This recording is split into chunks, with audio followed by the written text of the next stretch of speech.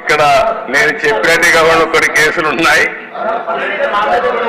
మీ మీద ఉన్నాయి. కేసులు పెట్టిన వాళ్ళు మీరు ఒకసారి లేండి.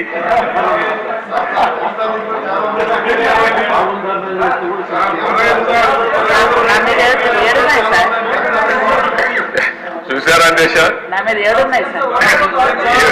7 కేసులు ఉన్నాయి. అంటే రాజకీయ పోరాటం చేసిన వాళ్ళందరిపైన కేసులు పెట్టారు. అంటే ఇంకెప్పటికీ బయట రాకూడదు అనుకున్నారు, కానీ నేరుగా ప్రజలు ఆలోచించి అసెంబ్లీ పంపించారు అధ్యక్ష అందరినీ. మెజారిటీ మీరు చూశారు. ఆనాటి పాలనలో మనందరూ బాధితులే అసెంబ్లీ నుండి అందరూ. Thank you.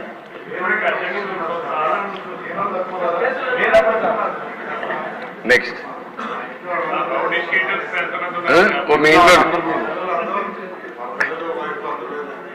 నారాయణ గారు చెప్పినట్టు ఇది నేను చెప్పింది వాళ్ళ పేర్లే ఎక్కువ టైం అవుతుంది చెప్పలేకపోయాను, కానీ ఇంట్లో ఉంటే మన పెళ్ళిళ్ళు పిలిచేవాళ్ళం కుటుంబ సమేతంగా. ఇప్పుడు కుటుంబ పరివారం అందరిపైన కేసులు పెట్టారు. సపరివారం అందరి మీద ఒకరిద్దరు కాకుండా అందరిపైన కేసులు.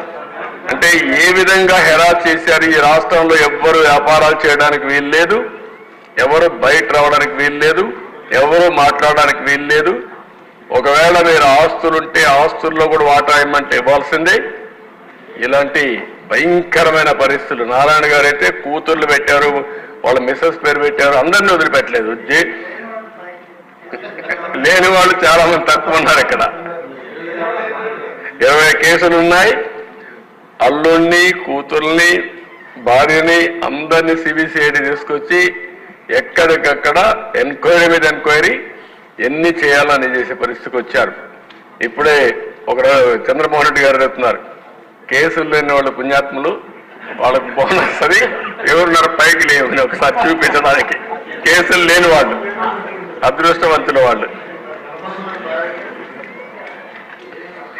చూసారా దేశ కేసులు లేని వాళ్ళు వీళ్ళు మాత్రం మెజారిటీ బాధితులు. Okay, thank you.